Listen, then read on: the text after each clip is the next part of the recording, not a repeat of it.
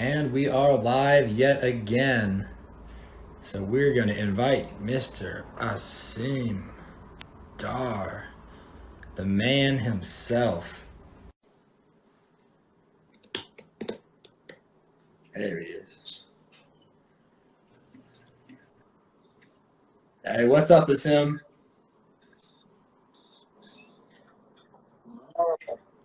We are online. This is the conversation I was interested in having.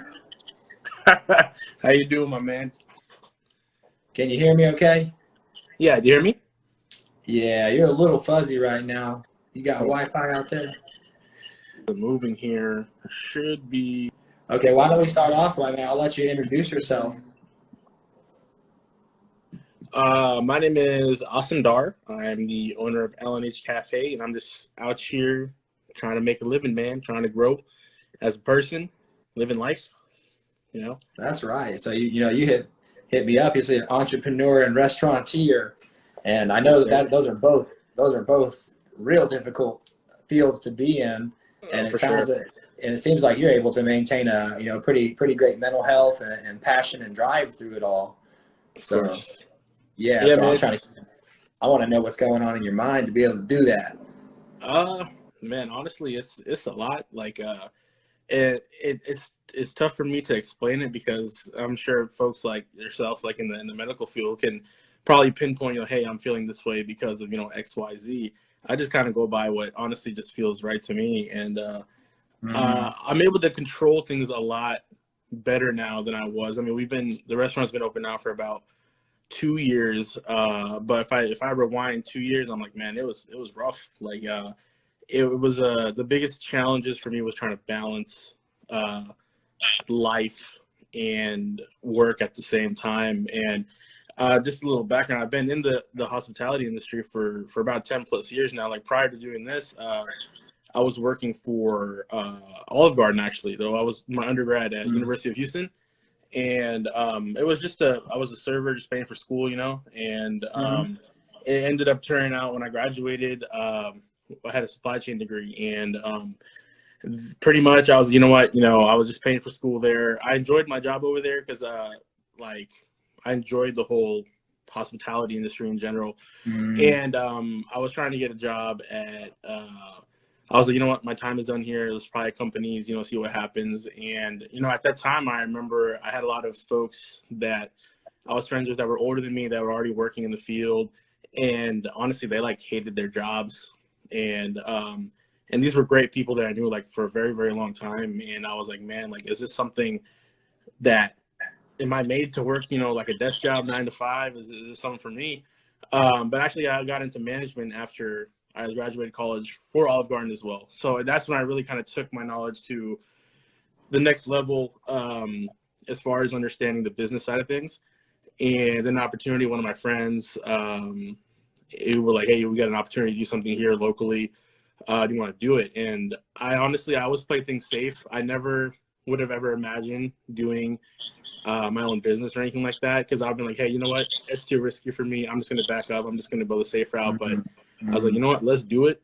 Uh, and we hit it. And now, 2 years later, it's been a hell of a ride. It's been good. Hey, You congratulations, know, man! You've had your restaurant for 2 years now. yeah, two years now, and it's great. I mean, even with the pandemic, things were looking too great. But in this last year alone, we've been able to get in like local newspaper, 2 different articles, and a Mm, lot of local support. And I went to high school right down the road to where the restaurant is at, so a lot of folks in this area, they really support local business. They're like, hey, this wow. young cat went to school right down the road, went to the University of Houston, and let's go check him out. And it's cool. I see people that, I graduated high school maybe what, like 10 plus years ago, 2010, so maybe 11 years ago. And I have people coming in, they're like, hey, you went to school with our grandkids, or Mm, we remember you from the football games or something. I was like, mm, dude, this is crazy. It's like a whole circle. I was pretty active in high school, and I got to meet a lot of my friends' families and everything, whether it be going to sporting events, wherever the deal may be. And like, you think you never see these people again, and then when we do something like this, it kind of like I said, full circle, and it's like, mm, damn, seeing mm. these people all over the place, and it's a cool feeling, you know. So That community involvement has got to be powerful. yeah, for sure, for sure. Yeah. And you've seen that firsthand, you know, and that's why the business is where it's at, because of the good community support. Yeah, that's a beautiful thing, and you know, a lot of that stemmed back to.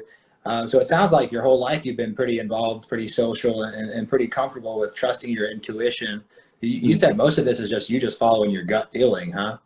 Yeah, and you know, and which is weird for me because I was never like that, you know. And you know, before living in Texas, you know, actually my family and I, we lived in Maine, and you know, when like I'm from New Maine, York, like way up, yeah, like we lived all oh, the way north, yeah. yeah. So I was born in New York, and then you know went to school there for a couple of years, and then my family moved to Maine because my parents were like, hey, we got to go to better schools and stuff, because my brother and I were from the Bronx, and you know we didn't live in the greatest area, and my parents just wanted a better opportunity for us. So for 8 years we lived in Maine, and I'd tell you what, like I went to school up there up till 8th grade, and looking back at it, you know, I was just like a super shy kid. I mean, I didn't talk to Mm. anybody. You know, you wouldn't even catch me saying hi to a female. You What know, was the let alone. breakout moment for you?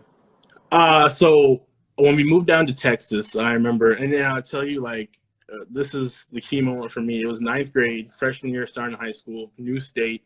You know, I was talking to people that didn't even know Maine was a state. Right. So I start 9th grade. I remember going to school, and then it was lunchtime. So I remember getting lunch in line, and I go to the cafeteria, and I just see like this sea of students in front of me, right? And I was like, me being back then, I was super shy. I was like, man, I don't want to sit by myself. Like, I was like, I don't want to sit by myself and just be that kid, you know, the new kid that doesn't know anybody. So it took everything in me. I forced myself to go to a random table, didn't know anybody. And I was like, hey guys, my name is Asim. I just moved here literally like a couple months ago. Is it cool if I sit with y'all? And I remember the folks that were sitting like, yeah, man, go ahead, sit down. And like when I sat down and they were just talking to me, I was like, dude, like this is nuts. And then from there, it just like grew. I guess you could say the confidence grew after that. There we go. That's what I And wanted. whatnot, you know. So now, you know, I love to speak in public and do all that. All this, if you would have told me 10, 12 years ago, I'd be like, no, that's You know, not right me. though, right though. So, That's that. We talked about this in the last interview, which is proof of concept. So essentially, a lot of the things I've been doing here lately is building people's confidence to even be able to engage in the things that their dreams, or even something they just want to accomplish even a little bit. Because I think, as a society, we really trash on people for being lazy and not proactive, but really they just lack belief in their own abilities because they've never proved it. yeah. So that one singular event, over a decade ago, ultimately shifted the course of your entire Hands down. life and defined you. Yep. Yeah. Hands down. And it's still shining. Like I said, I see you from a distance, and I know that man's got confidence. I appreciate it. Yeah. I appreciate it, man. Yeah. So how did you? So was that just like a single moment that popped, or did that develop over time? That honestly, it developed over time. I mean, something is a little is just asking to.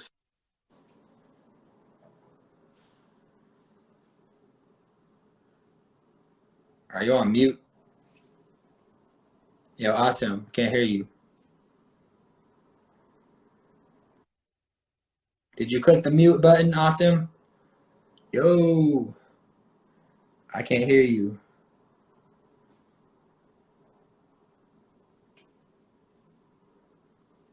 No. I don't know what's going on. Still can't hear you.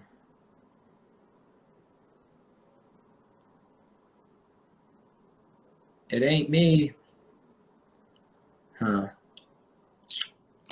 I'll tell you what. I'll close it out and I'll restart it, okay? Let me close out and then we'll restart. Everybody hold, please. We're coming right back.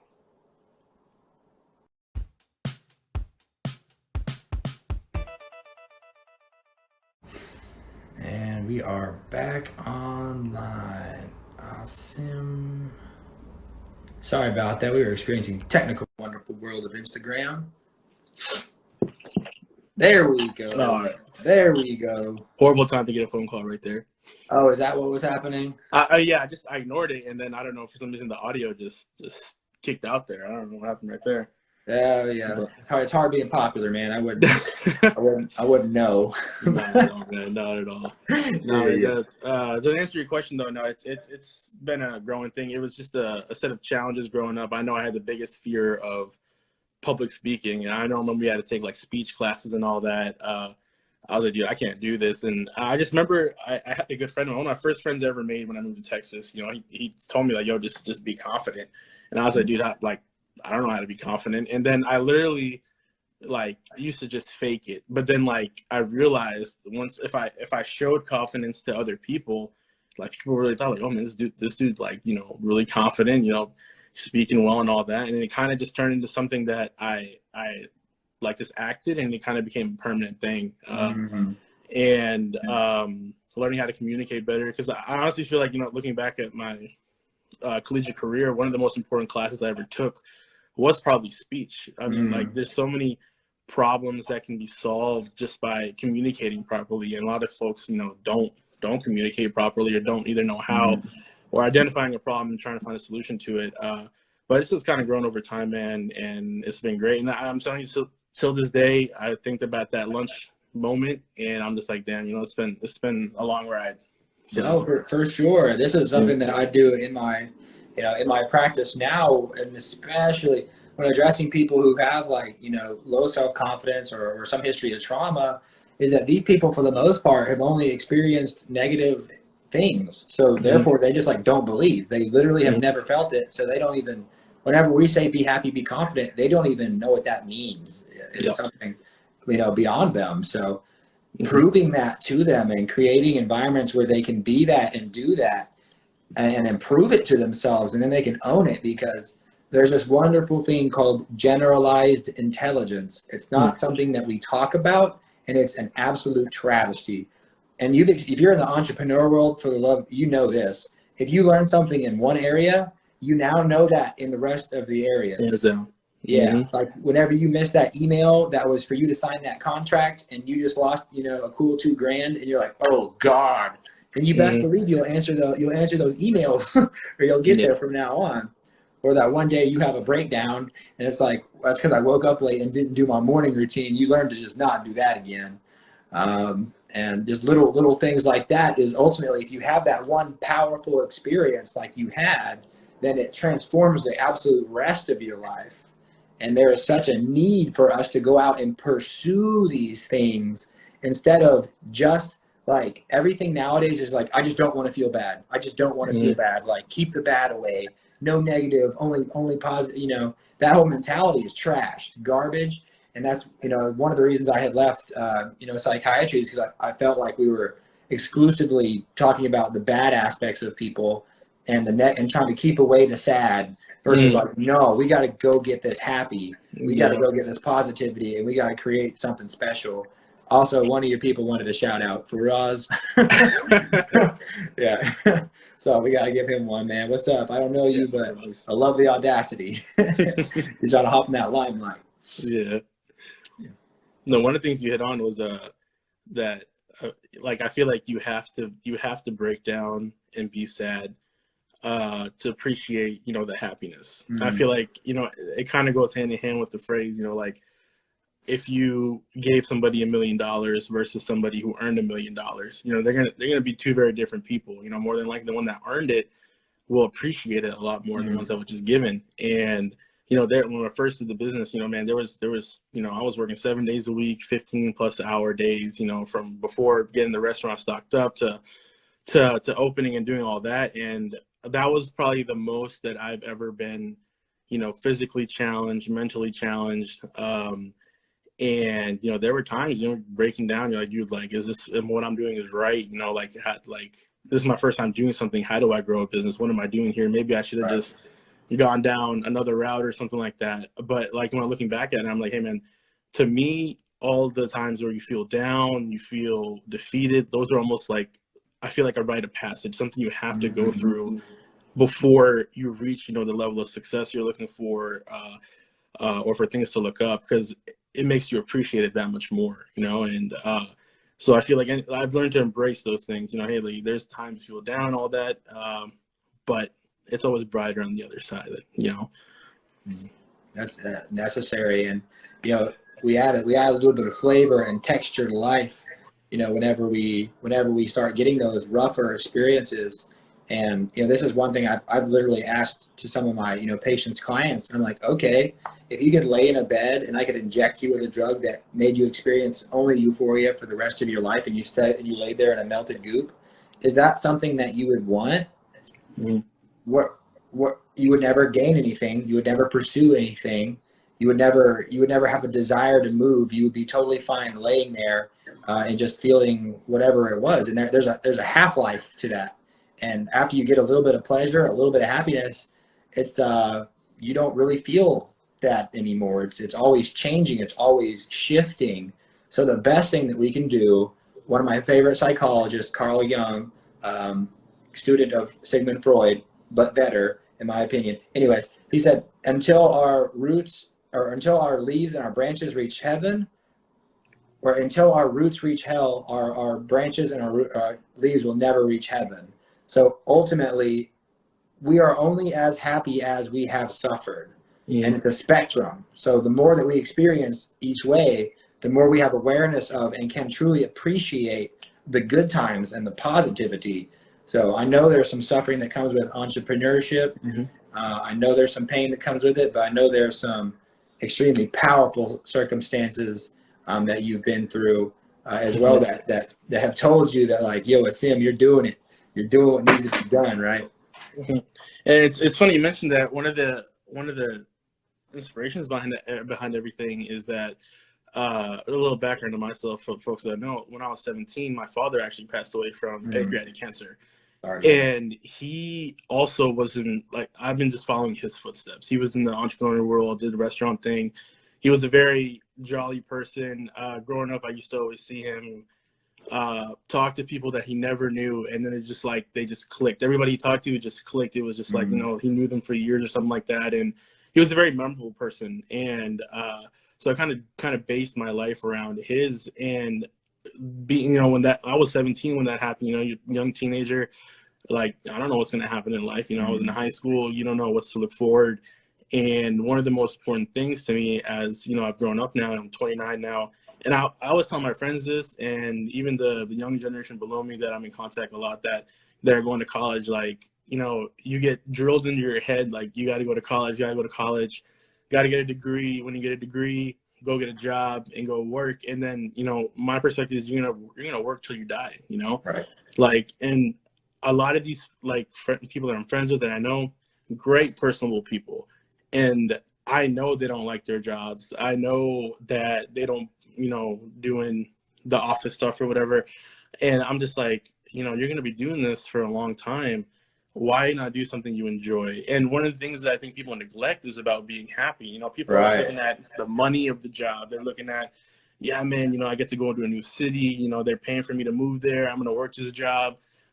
And I always think, I'm like, yo, are you going to be happy? You know, yeah. And coming from my father's death and all the trials and growing up, like, I just learned to appreciate the little things. And to me, you know, even when I do my business, it's not even about the money. You know, like I truly enjoy what I do, and display that to everybody that I meet. And you know, you do things right, money will come. But to me, money is not a motivation. For some people, it is. But I just think, hey, if you're, especially in this industry, which is so people driven, that if you're in it just for the money, like, you're not gonna make it. You know, you're gonna cut corners. You're not gonna have people liking you. It's not gonna be good for business.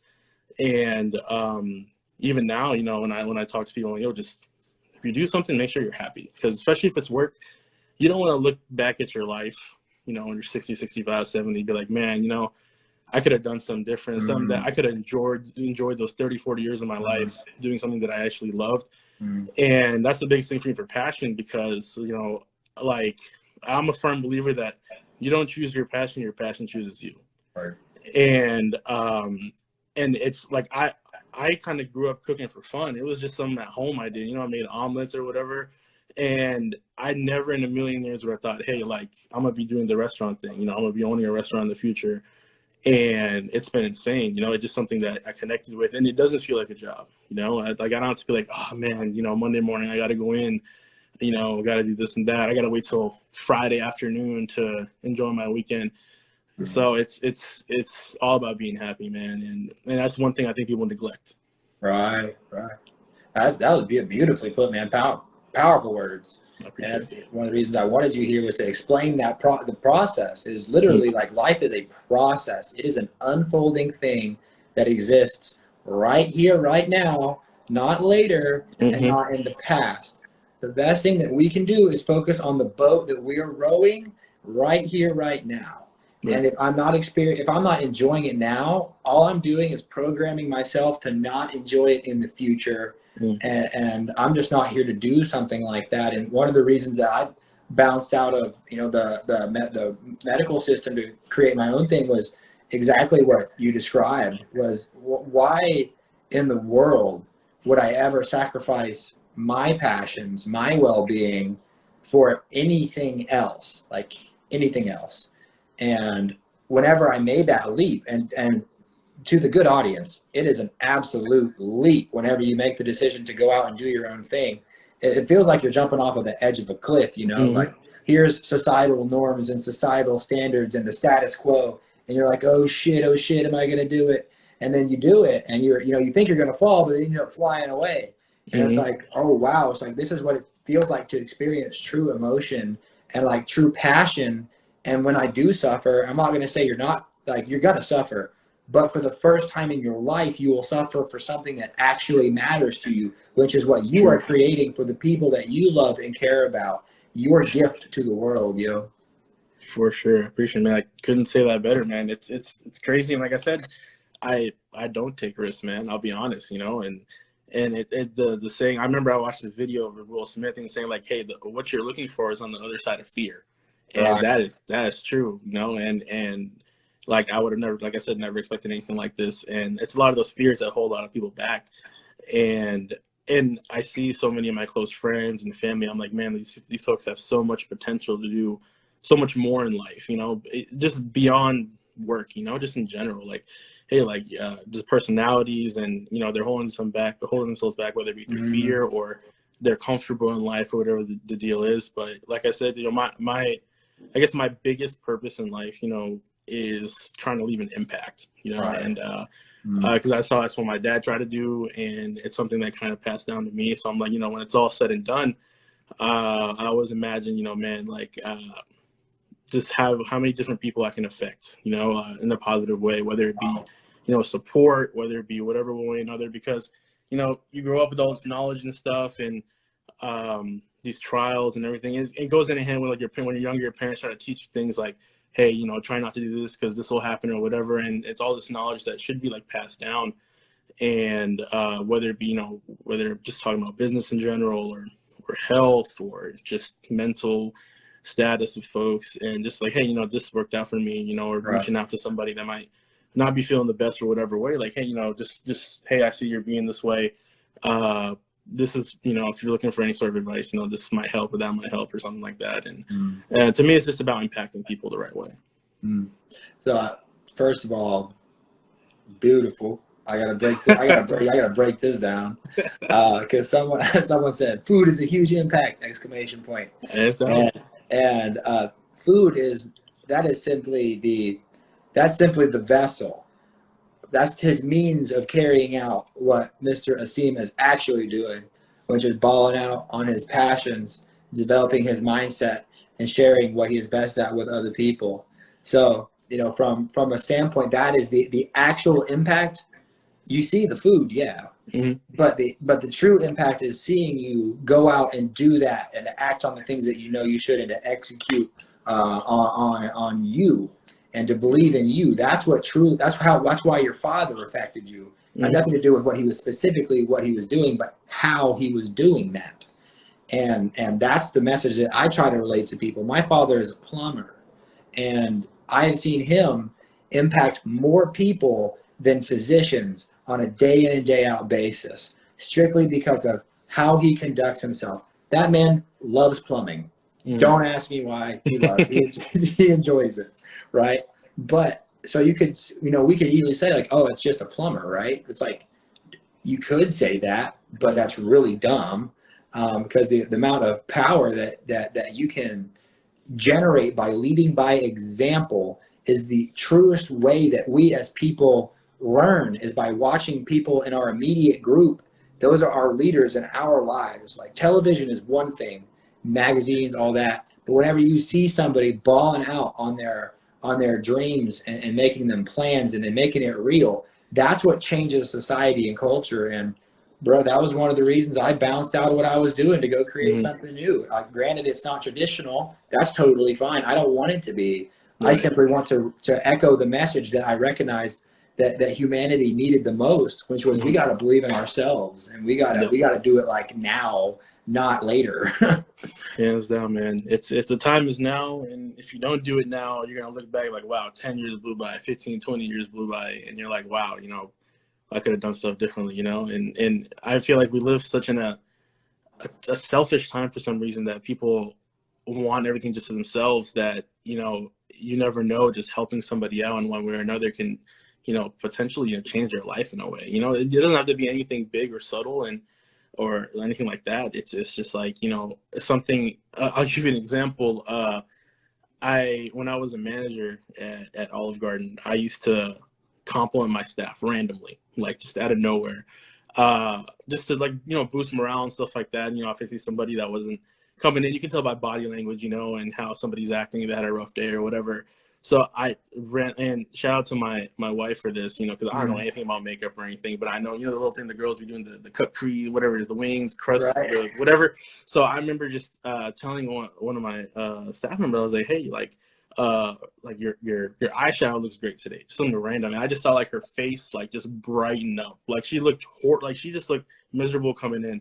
Something little as that, and I just like, wow, like I just said like a sentence to her, Right. and it just like changed her mood just like that. And I'm like, wow, like I'm like, man, something as little as that, and it didn't cost me anything. It didn't, I didn't go out of my way. It's just a normal exchange I had with this person, and that's the same way when I deal with guests at the restaurant. And it was crazy. I have people that come in. They love the food or whatever the deal is, but a lot of them come in, and they're asking to come see me, like, hey, like, is Asim here? I just want to say hi to him or whatever. I'm like, dude, like, that's insane. I'm like, dude, like, I think the times I go out to eat, and I'm just like, I'd never like think of that, like, and people are coming in like, yeah, I just want to have a small conversation. How you doing? How's everything? And I'm like, dude, and it's just little things like that. I'm just like, Yeah, dude, it's the vibe. It's the vibes they're after.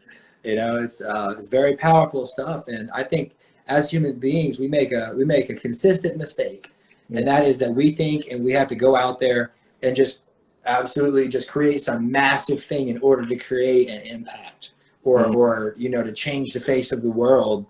But in reality, change only happens one place at one time, and that is the level of the individual. One-on-one conversations with people is how you make the truest impact.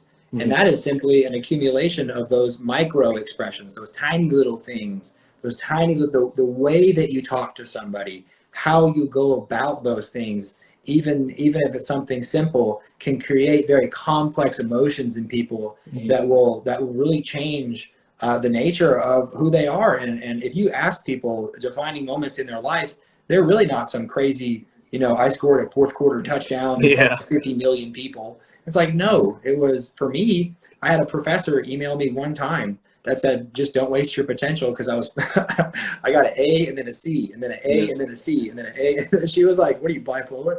And I was like, well, maybe. But anyways, she said that to me, and she was just looking out. And that simple, like her just being aware of what was going on, she said, go just pay attention to what you're doing, essentially be aware of your potential. And I had never heard those words before. Like no one had ever told me I had potential or that I could do something with it. So from then on out, it was straight ball out, nothing else left behind. And I try to always share that in my message, is that like I was a certified scrub.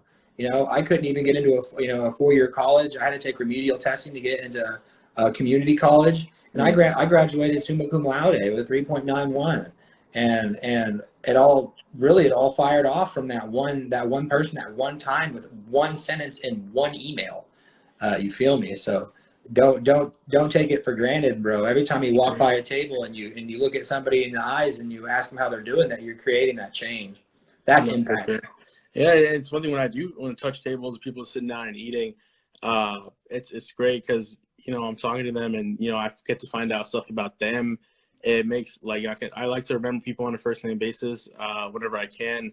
And people really appreciate, people just like, especially, they think, oh, the owners come by the table, talk to us, they feel really nice. But to me, it's just, I'm just trying to start a conversation, something that they can take away from being here, and be like, hey, when they come back next time, like, hey, we talked to Asim, he came by, it was a nice conversation. Let's go back out there. Even to this day, I always, and this is when you were in Houston, I was talking to you, like, I love to talk to people like you and other folks, especially when I meet down here, whether it be in the same industry, whether it be, doing restaurants or whatever.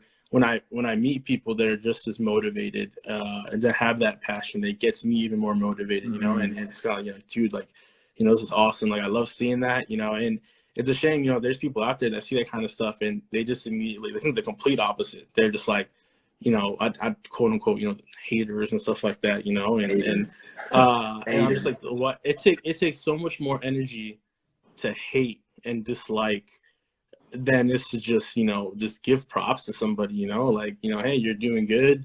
That's whenever I go, so I'm always complimenting, if somebody's running a business, I'm like, hey man, you're doing a great job. This is awesome, whatever. And it truly, it makes a lot of people's days, because people don't see the work that gets put in, they only see the result.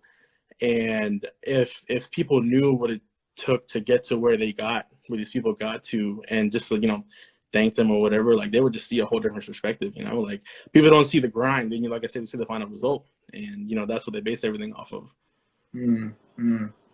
I think one thing to just really knock the haters home is just a quick little thing that had really helped me along my path was I had a lot of those, just being who I am. Anytime that you're radically yourself and you go against the traditional norms, people are gonna they're gonna pick at you. The nail that sticks out is the one that gets hammered down. So it's a natural process of life. We shouldn't hate it. That's part of culture. It's necessary, but also we are each individually different. That is what makes us the same. It's the basis of humanity. So whenever we're addressing haters, the best way I think about it is, I don't value their opinion. Haters don't hate the game, they hate themselves. That's why they have to reach out, and that's what they're projecting onto the world. So if you're going to do that, go do that. Like that, if that's who you are, sure. I don't do anything besides, it used to bother me, I'm not going to lie. In med school, I knew people that were like saying things behind my back because I was very open about my mental health, things that had happened to me and what I want to do to life, saying like I want to change medicine. That doesn't sit too pretty on other people's ears, who are very traditional. So I remember it really, really bothered me. So I had to really dig into this. And ultimately, my position was like, if your life is that poor, like if it's that bad that you have to reach out to try to bring other people down, then I just feel sorry for you. Like that sucks. Like it really sucks to be you. But I'm not gonna let you touch me though. Yeah. You know what I'm saying? I'm Exactly. Yeah. No, man, it's I guess I always wondered that, now when I have people that may speak like that or something, I just think to myself, I'm like, man, like I do feel sorry for you, and I hope for the best for you. One day, your life turns around whatever way to make not be like that, and that's why I've always gone out of my way to always just littlest compliment, and like I said, it's almost to the point where it's kind of addicting, like it's you can just say something with your words and just it doesn't have to be life-changing. You change somebody's day with a compliment. Somebody might go home and be like, hey, somebody told me something today that just kind of made my day. And, maybe it might trigger something in them. They might do something the next day that might change somebody else's day. It's kind of like a chain reaction. And the world would be a much better place if people really, thought that way. And it doesn't cost you, like I said, it doesn't cost you anything, it doesn't cost you a ton of time. It's literally just like a normal conversation. And I just feel like it gets so overlooked nowadays that people take things so personal nowadays for no reason. And, or people think that like somebody might have an alternative motive to something, and I'm like, no, man, I'm just complimenting you. Cool. I'm just telling you that's a cool shirt. I'm not even trying to game at you. Because girls always, girls especially think I'm trying to game at them. I'm like, no, I'm literally simply appreciating your fashion sense and your style and your attitude. I have zero dating interest. Same thing with, even guys are like, wait, what? I'm like, Yeah. no, bro. Like, looking jack, dog. That's all I wanted to say. Like, that's Yeah. just the end of it. And For those sure, little man. compliments, like, you'll take those from anybody, like it'll shift your whole day. And, humanity and in general is that it's an average of all of our interactions with our environment and the people that we know. So anything that we can do to pad those stats so we can boost those buckets, grab them boards, like we got to do those, and we got to do them heavy. Otherwise, you're going to wake up not wanting to wake up, and that's garbage. And I've been there before. It's horrible. So whenever I started pushing these things out into the world and sharing and complimenting other people and being a nice guy, I started getting that back in like magnitudes and waves. And I was like, oh, so people don't think I'm that weird and want to hang out with me and kick it. So just very, very powerful stuff to just, once we make that step to start engaging in it, to make that decision like, yo, I'm going to try to create positive experiences in my life and other people's lives. If you can think that thought at the beginning of your day, watch the rest of your life transform. Definitely. And one of the things is, I feel like, like you were saying, getting the people that don't want to get up in the morning and all that, I feel like it's important for folks to find their source of motivation, whether that be, themselves or something in their life that makes them worthwhile to get up and go get it, whatever the deal is. And I think if people really sat down and thought about it and really came up with something, it would change a lot of people's lives. And 100%. and for me, my passion is what fuels me in career-wise. But you look at things outside of your career, your life in general, family, whether spouse or siblings, or just things you might read in the news nowadays. It just makes you feel a different way, and to me, it just goes down that pathway of how can I make an impact, and that's me personally. Everybody's got a different story, and but at the end of the day, I feel like a lot of people are holding themselves back because they aren't really thinking about the bigger picture. They may be caught up in life with work, their careers, that they aren't thinking like, hey, you only get one life. And if your goal isn't to live a happy life, then, what are you doing? Right. And they're living in a state of survival. You want to live, not just be alive. And they're stuck in that state of survival. And you're absolutely right. As if you want to make the greatest impact that you could possibly make, then the only thing that you can do is sit down and address what is my purpose in my life? What do I do best? And how do I share that with the world relentlessly? And that's essentially what I do for a living right now, is I connect people to theirs. And you want to talk about seeing people transform in 90 days or less, sit down with them and make them elaborate on the things that make them truly feel alive, and then create plans and practices in their life for them to make those things real right here, right now, and even bigger in the future. And oh my God, Asim, I see people, like when I say transform, like they go from no confidence, like just tired in the mornings, can't get up, all over the place, disorganized, like have no intention in their lives, no purpose, no routines. And then at the end of it, they're like, I know exactly where I'm going. I know exactly what I'm going to do. And I have full strength in myself and confidence to do it. And I'm just sitting in the back like, holy shit, holy shit. Like, let's go. It's powerful. You gotta always have a plan, man. And that's a bit like what I've noticed, that if you don't have a plan, you're just gonna see time fly by, and so much time's gonna be eaten away before you know it. And like I said, you only get one life. You gotta make the most out of it. And it's when you start to think of that on that level of spectrum, that your whole life, as I've gotten older, it's not to get all melodramatic here, but I've been thinking a lot more about death, a lot more the end of my life, and that's also what kind of motivates me in a way as well. And I'm thinking, when it's all said and done, what did I do to change anything? What did I do? Like, was I just living my life, doing my own thing?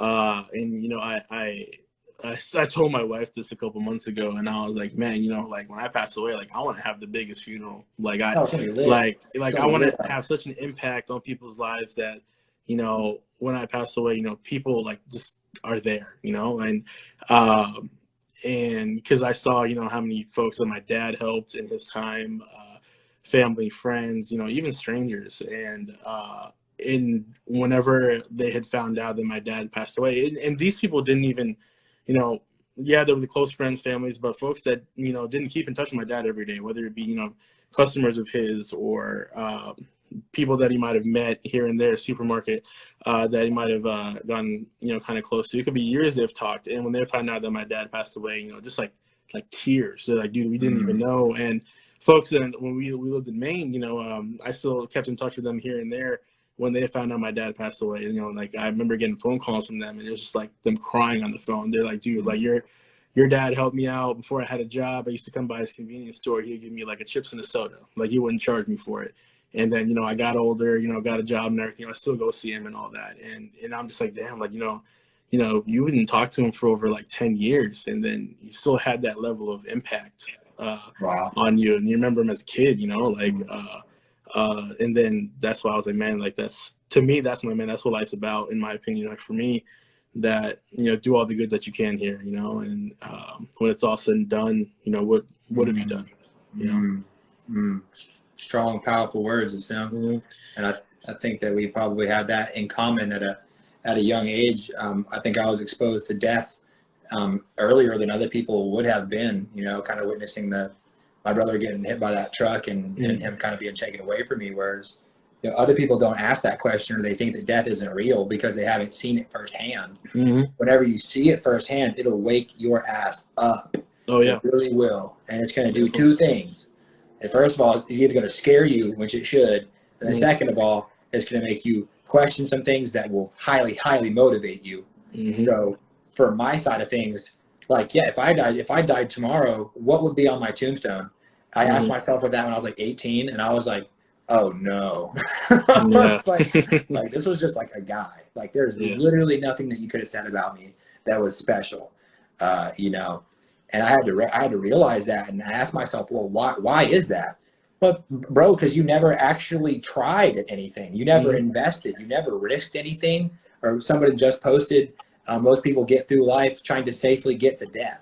And that's how I was living. And as soon as I asked myself that question, it gets kind of deeper, but I literally envisioned my funeral where I saw myself standing there. I saw my mom and my dad like weeping, all my friends and family. And I was like, oh my God. So like I matter. Like I legit, I'm leaving some form of impact, because if I even have a funeral, that implies that somebody cares enough to stuff me and throw me in a box and then show up to celebrate it. So like obviously even that small thing, like, and this is where I was at the time, that mere idea that I was going to ruin someone else's day by me just dying. I was like, dude, I don't care if I hurt me, but I'm not going to hurt anybody else in this life.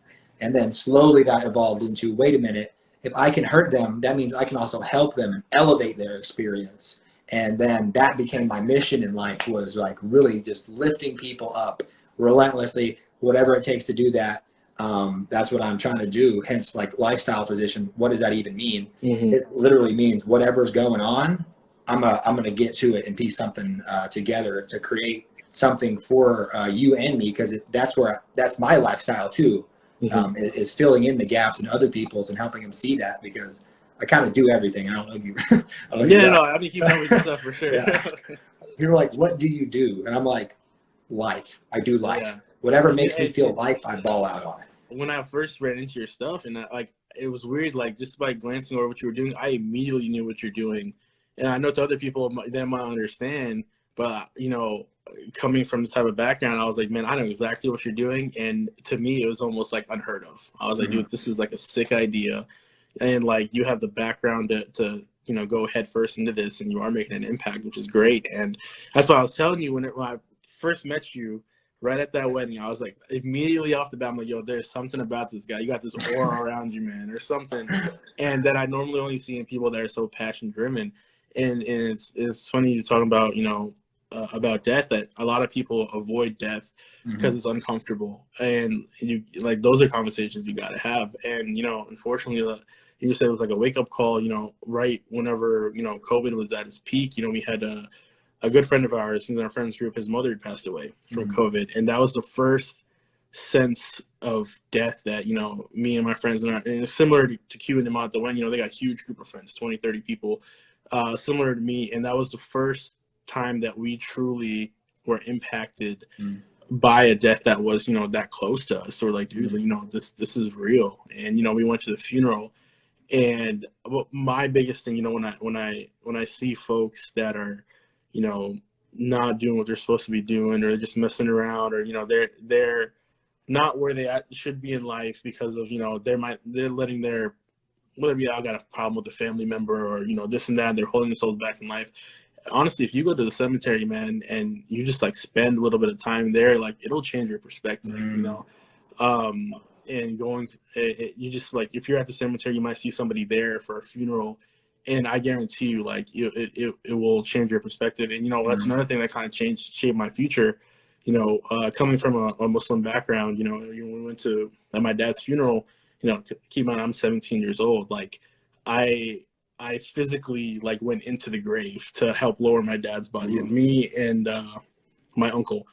And, you know, a 17-year-old, you know, I go 6 feet into the ground, and I kid you not, the fear that I felt, that I was like, yo, like everybody's going to be here at one point. And I helped lower my dad's body in. And the only thing I could think of when I was down there, I was like, man, get me out. Like, you know, cause it just felt like you were away from the world, you were secluded, and you were going to be left alone. And when I remember getting out, we left the funeral. Like, I remember that night thinking, I was like, man, you know, that was something that hit me hard. I was like, just to think like, hey, you know what, you know, you're getting buried. Everybody's going to leave at some point, you know? And a lot of folks, you know, what you know, the best thing you can do is keep memories alive. And whether that be honoring somebody in your family or friend that might have passed away, you know, doing something. You know, me, I kind of model my life around my dad, so I'm always constantly remembering my dad, and it's my way of keeping his memory alive. Because I mean, oftentimes there's you know, people that might pass away in your life, but at some point, you know, down the road, it's not that you forget about him. It's just, you know, you're living your own life and stuff, and you'll remember, hey, you know, this person passed away. But, you know, if they're that close to you, like, what am I doing to keep their memory alive? You know, talking about them still, you know, it's been many years, and I'm glad I'm able to carry that over. But like I tell you, being in that grave was life defining moment for me right there. Reality really is real. Reality really is real. That's one of those moments that you cannot run from. Yep. And that's that experience with, you know, a lot of people have some kind of traumatic thing that really wakes you up. It's like, oh wow, like this is a thing, huh? Yep. And if I don't pay attention, then it's really gonna suck. Yeah, and it can happen awesome. anytime, man. That's the crazy part, you know. Like and read this quote all over the place. The biggest reality is, and thing that we can, I'm wording this incorrectly, but the biggest reality or thought that we have is that we have time. And you know, we could have a lot of time in this life. We might not, you know. You could literally be taken away, you know, tomorrow. Right. And that's the scary part, man. You know, if you're trying to do something in life, like, hey, you know, what if it's cut short? You know, what if, like, I don't know how much time I have. Nobody knows, you know. And it's trying to make the most out of each and every day, because, like I said, anything can happen. And I always got that thought in the back of my mind, you know, like, whether it comes to, you know, like, when you deal with, you know, problems, you know, everybody got some sort of either family problems or fighting with somebody else, or you dislike this person, dislike that. You know, one of my things is, like, I just let things go, man. You know, you have a conversation, talk about it. But even in my family, you know, a lot of folks, the older generation folks, you know, there's just, and it's common in South Asian cultures, a lot of these older generation folks, you know, our grandfathers, probably uncles, aunts and stuff, they hold a lot of grudges. And I've personally seen, you know, like, people hold grudges over the littlest things, and now that they're not talking to their sibling for 30 years for what? Like, because you didn't like something they said, so you're just gonna not talk to your brother or your sister for 30 years, and then come around, it's your time, you know, you're on your deathbed or something, and then you're gonna choose to forgive them? Like, come on, that's 30 years gone just like that. You could, you know, all the memories you could have built in 30 years, you know, and plus, you know, family, your friend on top of that. And it's a shame. And you know, you see these things, and it just cursors for me to know what I don't want to be as I get older. Right. So I mean, you know, siblings always fight, you know, and you know, I have a younger brother, but was butted head growing up and everything. But instead of, you know, we're not young anymore. You know, he's 26, I'm 29. You know, we learn to embrace the differences and everything, and it helps you grow and whatnot. And you know, I see Life goes on. life goes on, definitely. Why hold on to some stuff from the past? Yeah, exactly. Yeah, right. Exactly. Before you know it, man, like I said, you shouldn't be at your deathbed. If you're lucky enough to pass away from a natural death at an old age, you shouldn't be on your deathbed forgiving or Regrets. having somebody forgive you, Straight regrets. and whatnot. And it's a shame because we see that happen way too often. And How do you want to spend your last moments exactly. trying to call people and tell them sorry? Yeah, like, and it shouldn't be like that, you know. And it's those types of things, you know. Like to me, like I said, like it's so much more energy to hold a grudge for 30 years than it is, you know, as people don't want to swallow their pride and call and apologize or something, you know. And the biggest thing, you know, admitting when you're wrong, because you know there are a lot of folks, you tell them wrong, you know, their ego might kick in, and might, you know, snap.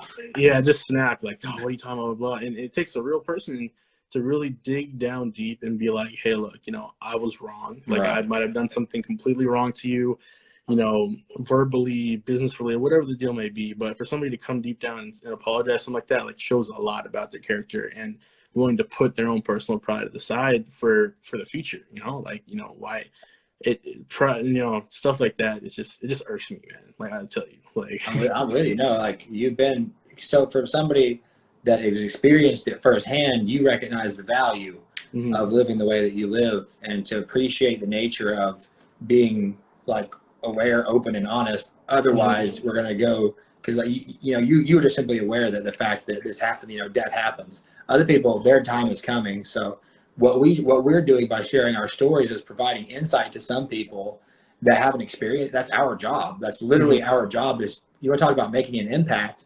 The greatest impact that you could have was making somebody face their reality and then owning it. And like, once again, that's what I do with my life. And it's a blessing to do to people. Sometimes you have to be harsh with it, because life ain't some cute bubbly thing all the time. It'll whoop on you, and it's going to hurt. And there are ways to address that are like a functional human being, and there are ways to go about it like a biatch. And I'm trying to spread the message on how to hit it with strength, you know, and know that what you're doing is right, even though you're going to suffer a little bit. Yeah. And that suffering part is important, man. You know, that's why I think it's so important to have a good supporting cast around you. Because I'll be honest, man, like nobody gets to their level of whether it be success in their career or their mental health or the way they're living life without the help of others.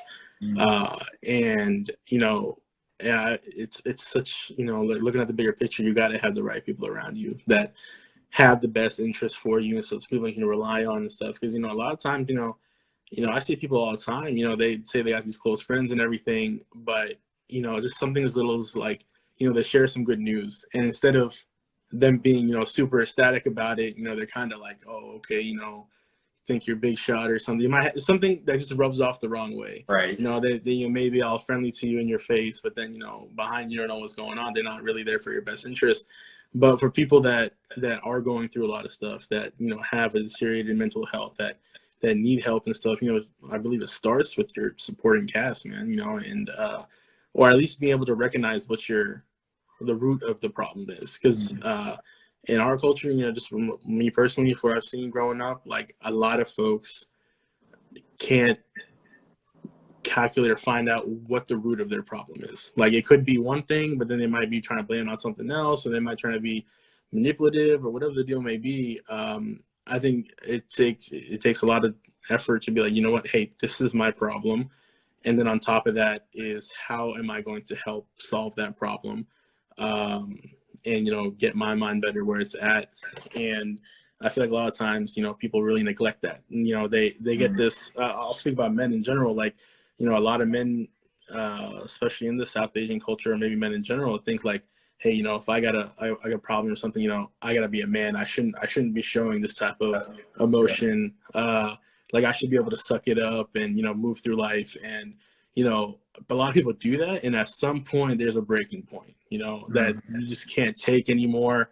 You break down, things just get as bad. Then As it can be. you gotta ask for help. You gotta ask for help. Your boat is Yeah. sinking, and you have to No, ask really. for help. And the thing is, and a lot of people are so hesitant on asking for help because it'll make them quote unquote look weak or something. I'm like you're not here to impress anybody else, you know. Like at the end of the day, it's your life. You need help, and there'll be people there to help you. You know, like hands down. You know, nobody wants to see somebody else like that, whether it be a friend, family member. No. Yeah, people were so quick. Whenever I first, like, third year med school, whenever I first admitted that I had some stuff, like, for the first time in my life, I was vulnerable, and then immediately was met with like a kabillion people that did nothing but like lift and support me up, provide resources, point me in the right direction.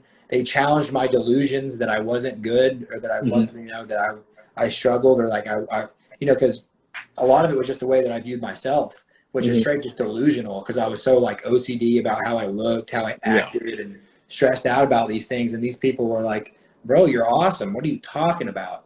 Like, you're crazy." And whenever I heard that, it shook me, and I was like, "Oh wow!" So like, I'm not a you know, a loser, a victim, or some weirdo. I just had never thought to ask about you know, other people's opinions, and ask for help. And ultimately, being vulnerable is the most strong thing that you could do as a human being. Asking for help is the strongest thing that you could do, because we are garbage without other human beings.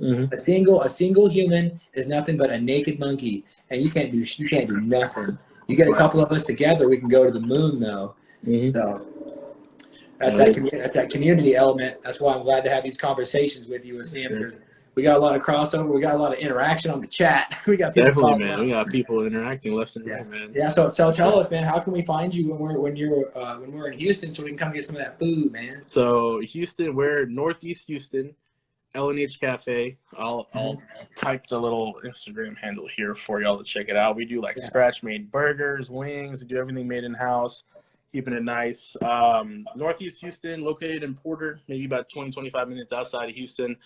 Come by, you know, we're 10 minutes from Bush Airport, you know, really popular airport over there. There all the time, you know, having fun with it. And then like I said, just come on by anytime. I always tell folks, we'll ball out, man. If you're flying to Bush Airport, you got to come by. Yeah, we'll definitely gonna swing by and I'm gonna prioritize that. Actually, I ain't gonna fly into that airport. You know, I'll be staying in the van. Yeah. Yeah.